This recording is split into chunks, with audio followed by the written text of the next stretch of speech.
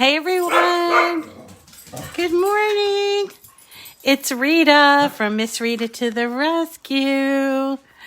Hoping that I can get some people on today and hoping that I'm going to be able to see them and talk to them. I get a feeling like maybe I'm not going to be able to do that today, but I hope if you are watching, you say hello and good morning.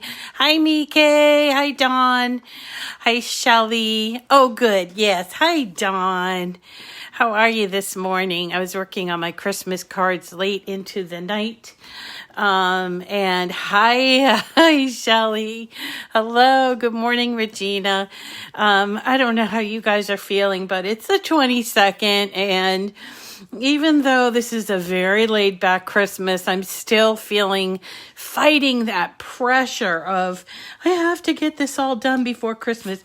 I don't even know why I put these sort of impossible, goals on myself, because it's like, so what if it's done on the day after Christmas? But I've always done this to myself. Are you guys the same way?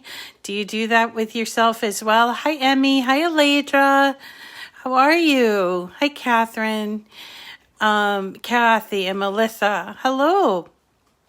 So this morning we are going to be doing some Doggie Bandanas, and this involves a little bit of sewing, but I'm not going to focus on the sewing. I just want to show you sort of the process. If you want to see the sewing all broken down, I can do a separate one, but I don't have my machine here. So, yeah. Oh, right. So, the big news before we get started, the big news is that last night Cricut, allowed us to preview this new mystery box. It's called, The Clock Strikes Twilight. I guess it didn't occur to me until afterwards that it's supposed to be like The Clock Strikes Midnight.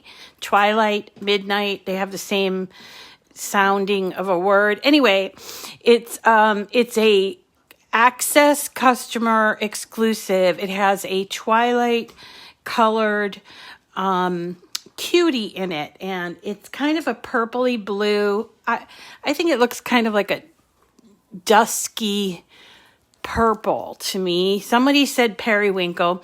Anyway, so there's a cutie in it, and then you get 10 rolls of product. There's 4 rolls of Iron-On and 5 rolls of vinyl, a couple of really interesting vinyl rolls, a roll of party foil, because we know how much everybody loves party foil, and then also a pack of 20 12 by 12 vinyl, which I love that stuff because it's flat, so easy. You don't have to deal with the rolls and everything. Anyway, no, I slept, or are you talking to someone else? Someone's still awake, waiting for the box. Oh my gosh. Yeah, they do send it to me. Ahead of time. However, what they don't do is tell me when it's going to launch. So I am in the dark about that just as much as you are. They just will tell me, okay, you can preview it or you can launch it at a certain time, but within minutes of when it's going to launch. So I haven't heard anything, but if you're looking for that box, if you use my link, you have to also remember you have to be a Cricut Access customer to get this one. And if you're not an Access member, you can be an Access member for a month. Did you know that? And in fact, a lot of our new folks that are getting machines will have like a free subscription for a short period of time. Okay. Anyway, so there's that. That's the big old news. The other thing is yesterday, I'm very busy yesterday. Yesterday I was working on this, but then I also had a nice conversation with Lori Lori Billings from Vermont. She's snowed in up in Vermont. And we're talking about doing puzzles. And this is a prototype of the puzzle, but I'm going to show you how to do it tomorrow on the show. But I'm going to do it. I did mine with, let me just show you, craft board, but I'm going to do it with chipboard, and I'm going to do it on the maker. But it's really cute, great last minute gift for someone that likes puzzles or just is into memorabilia. And yes, even though this is all messed up now, I did cut this on my maker. It came out really cute, and I'm going to give, well, not this one. I'm going to make another one for my sister, so don't tell her, okay? All right, so, and yeah, if you're just sort of tuning in, excuse me,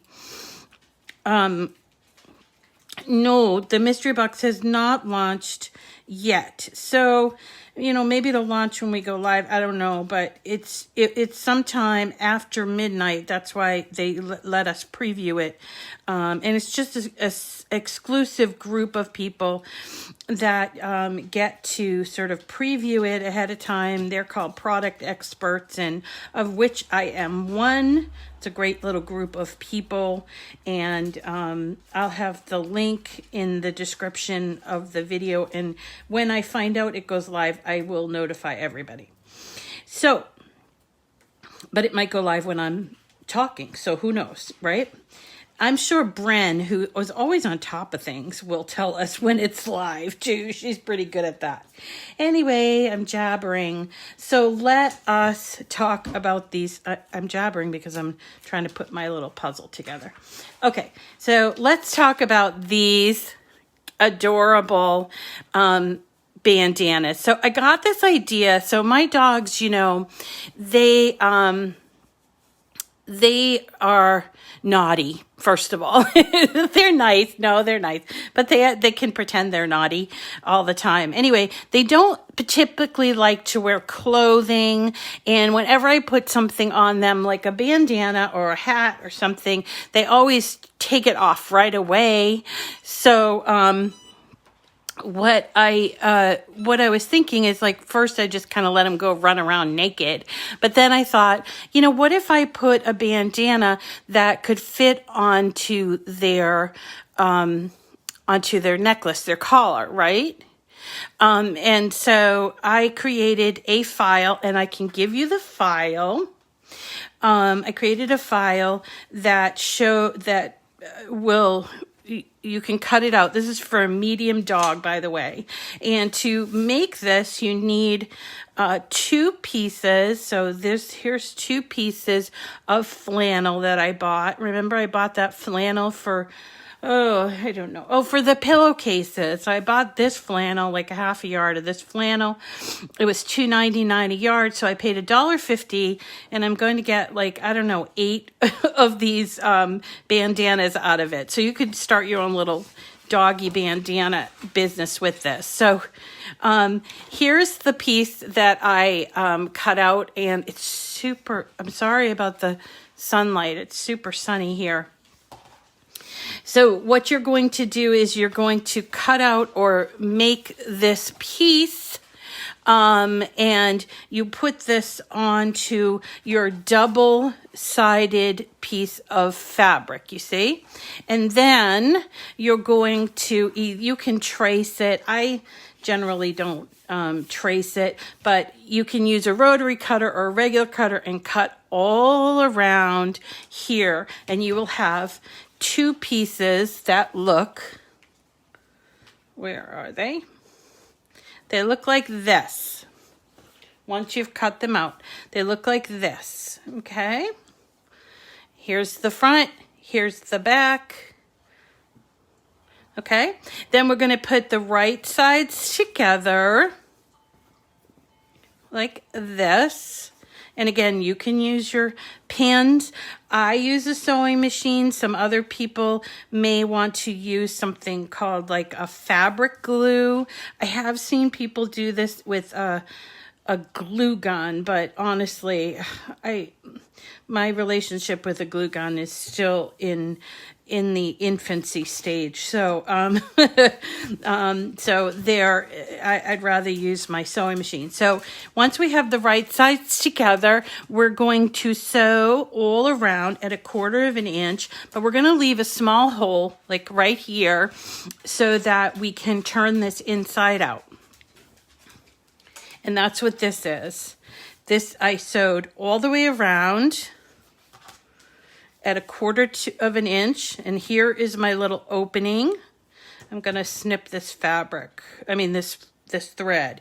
Now, before I flip it around, I'm going to go and cut some of these corners where it takes sharp angles. That's so that when you turn it around, you'll have a sharp point or a sharp angle there, okay? But don't cut through your sewn piece.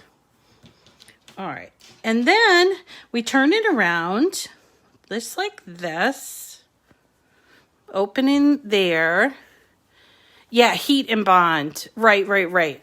So if you're not a sewer, you don't have a sewing machine, you can use something called heat and bond or stitch witchery. We talked about this before. I think it was on a date night. I have a sewing machine, which I don't get enough use out of, so I just use my sewing machine. Okay, so we're going to turn it inside out and make sure that those points at the end are sticking, or they're pointy, if that makes sense, because we're turning it inside out. Boop, boop, boop. Like this. And you'll do it better than me because you won't be trying to do it for the camera. But so basically we're turning it inside out. And if you need to, you can use something like your scissors to sort of gently get into that corner and poke it like this, because we want it to look like the shape we cut out, right? So here's me poking it gently with my scissors. All right.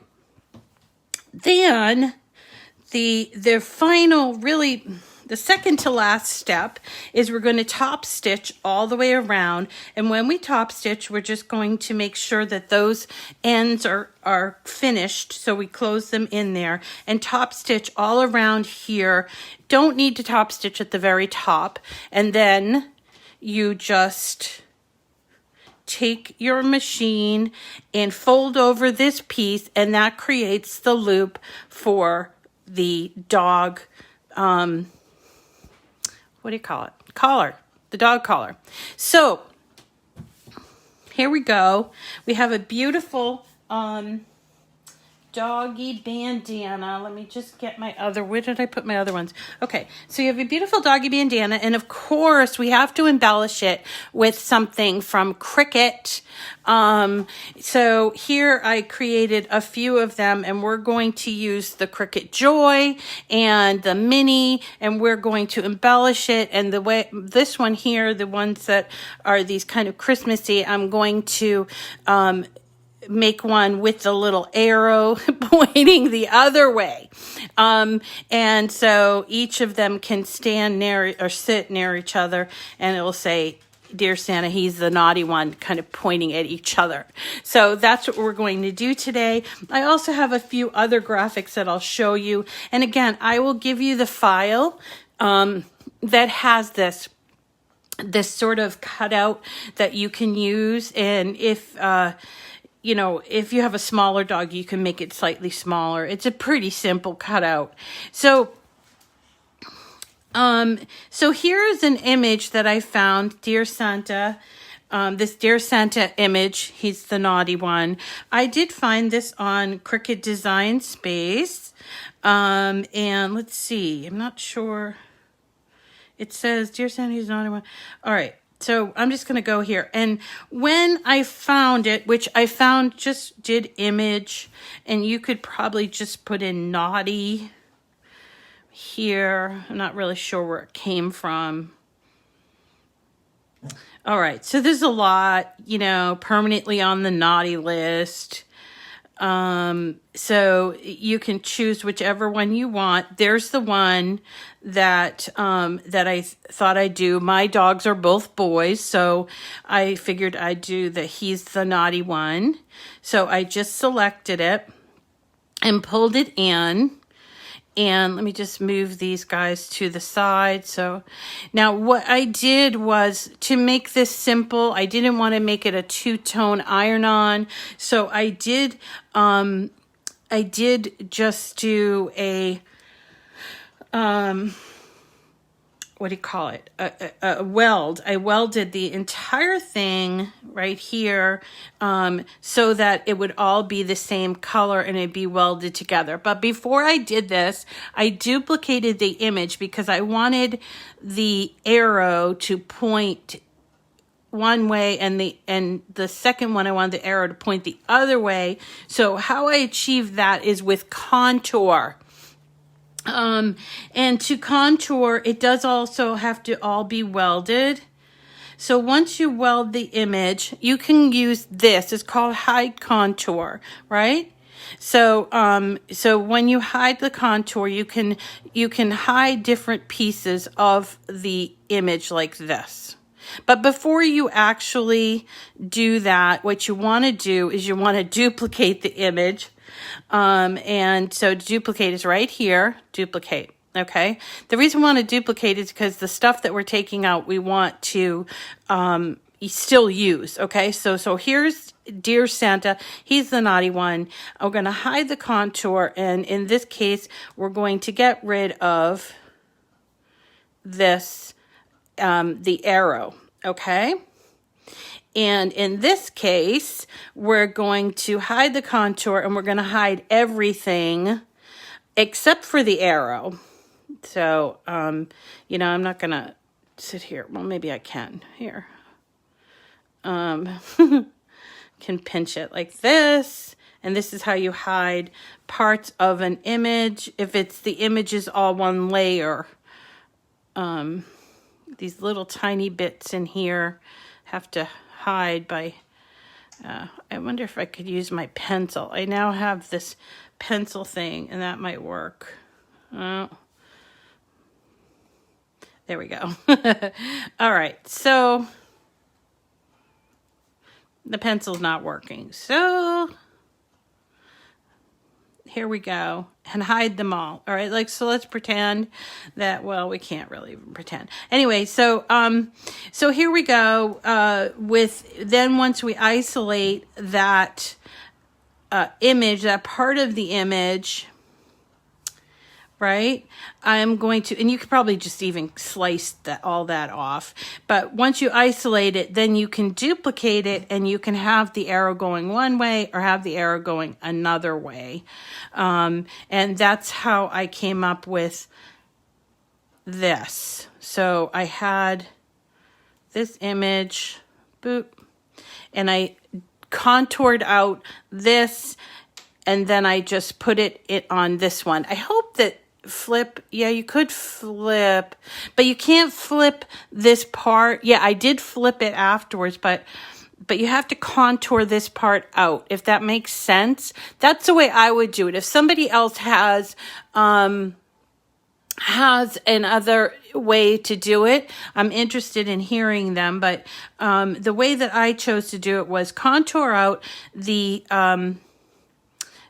rocket or the pointy thing, whatever, and then flip it and put together that with the arrow going that way, if that makes sense. So so here, and I've sized it to be about 4.5 inches, because I estimated the size here was, I used my little thing here, but here, from here to here is like 8 inches, but I wanted it in this like kind of square right here. So that's where I got like the 4.5 inches. Okay. Then, I'm going to just, yeah, you could slice it out. Yeah. I'm thinking, I happen to really like contour for some reason. I don't know. But sometimes there's like more than one way to do things. So So there you go, you know. But then I want to make it. I'm going to cut it on my my Joy, and I'm going to use foil because a lot of people have foil iron-on, and maybe they're a little afraid to use it. So I figured I would show you how to do that.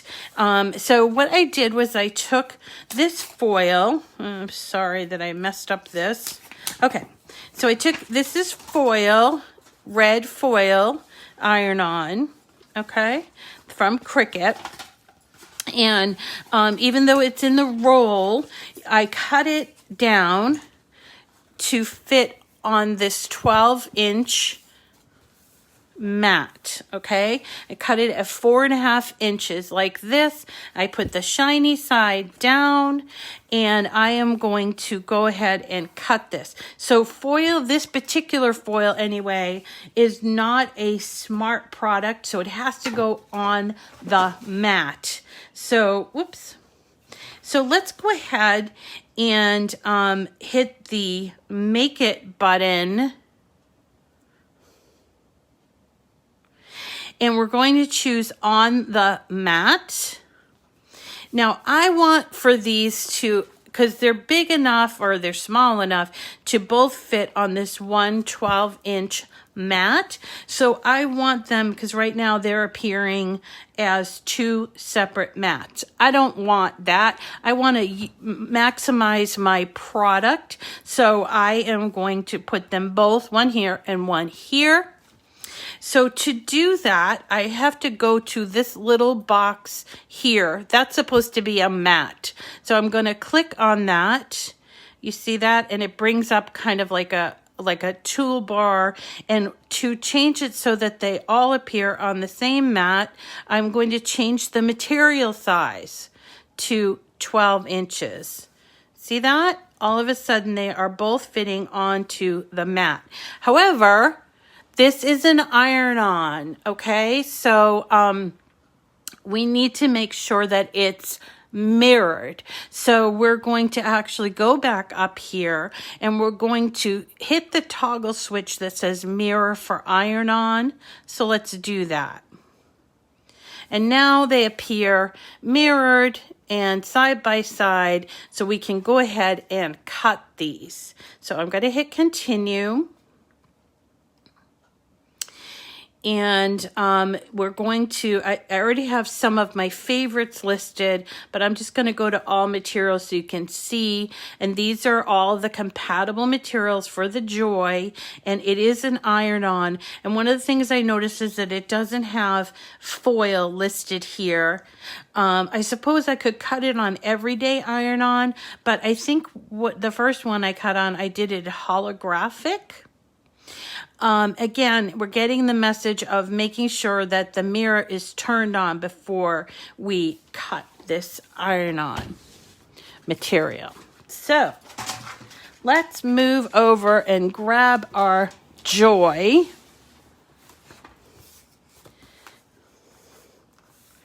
And again, I have my my mat already with my red foil on there, so I'm going to just load it into the Joy. Now you'll see on the edges it's sort of lifting a little bit. For some reason, you know, the stick isn't there. Now if you have problems with getting your product to stick to mats. It doesn't matter if it's Joy mats, the card mat, or the regular mat. If you have problems, you can clean them, or you can re-stick them using something called Repositionable Glue, which I've mentioned before, or you can also use tape to sort of hold it down, or you can do what I sometimes do and just keep pressing it down while it's going through the machine. It's probably the lazy person's way of doing it, but let's go ahead and hit go. And what it will do is it will start to cut, and I just want to make sure that that edge is going in there, and it is. Okay. once you get past that little part, then it's okay. Actually, there's a little piece that's folded over, but that's okay. Anyway, so it's going to cut both of these for me and tell me on the iPad that it's cutting. Yeah,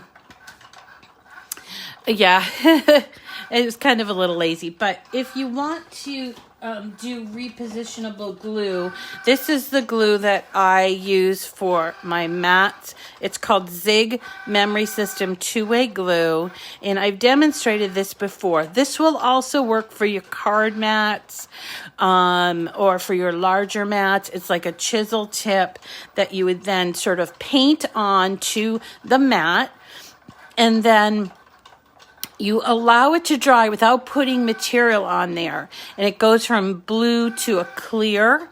And then it becomes repositionable. But if you don't allow it to dry, it won't be a repositionable glue, if that makes sense. There's also an Aleene's Tack It Over and Over, which I did get a bottle of, and I will show you probably after Christmas how to re-stick your mat using that Aleene's. It's a little more detailed on how to do it. You have to tape off your mats, and then you brush it on after you watered it down. So there's a few more things to do there, but this is kind of the easy, quick way to do it. Yeah, Dawn, you're quiet.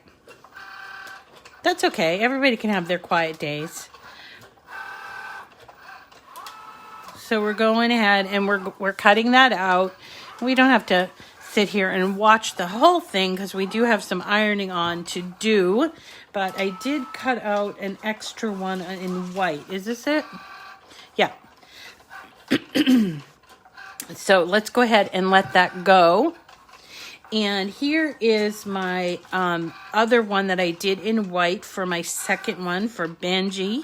And this is how you are going to weed iron on. So you just grab an edge. Remember, this is the shiny side. And then you grab an edge with your weeding tool. And you start to pull at it until the majority of it is off of this transfer sheet. The transfer sheet's there to make it easy to apply this to your surface, whatever the surface is going to be. And this is the first part, and then you need to take your weeding tool and go through and weed between these little letters. And if you need to, turn it over to look and see where you need to weed it. So we have to go in between all these letters first. Whoops.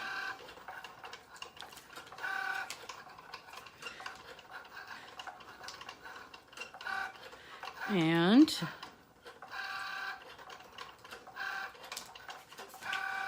I think this R needs it's got a little tiny.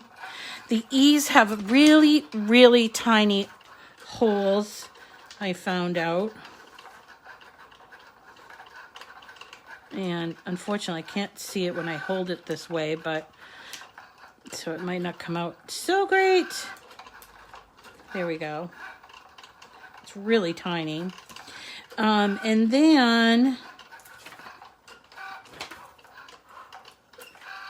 then here on the bottom is a banner, and it's kind of in a reverse weed type of thing. So you take off the bulk of this.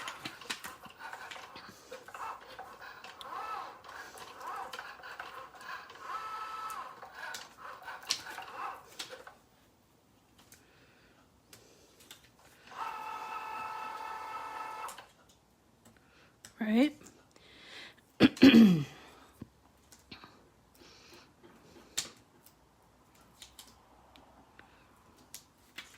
Almost done.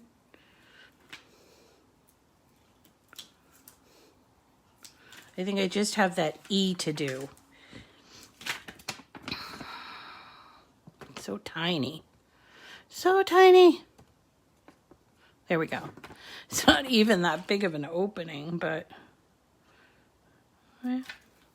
There we go. Okay. And that's my weeded. Okay, that's my weeded. So Dear Santa, he's the naughty one. This one has, see how this one has the arrow going this way and this one has the arrow going this way. And let's also take off from the, I'm getting a message from my iPad saying that it's all done and I can unload it. And then let me put the iPad over there because I don't need it.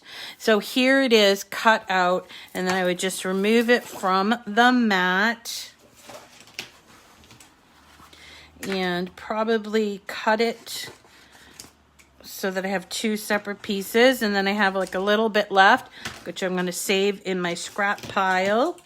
And do the exact same thing. Foil weeds a little bit differently, but you pick up the corner and then you just pull off the bulk of, you know, the part that you're not using. So here we go. And you weed it just like we just did. I don't have to show you the whole thing again, but that's how you do it. You'd weed all these little pieces, and then you're ready. Once you've got your bandana ready and you've got your iron-on piece ready, you can start with the actual ironing on. Okay, so today I'm going to use my Cricut Mini just because it's brand new and I can't wait to use it again. So I'm going to heat it up. Now, how do I know how much to heat it up? That's easy because we can just go to the internet, to Google, and we can go to this. It's called the Cricut Heat Guide, and it allows you to determine based on your material and what you're ironing it on and which easy press you're going to use to how long you need to press, okay? So in this case, I am choosing Cricut Easy Press Mini, and I'm going to be doing a foil, and my base material is 100% cotton.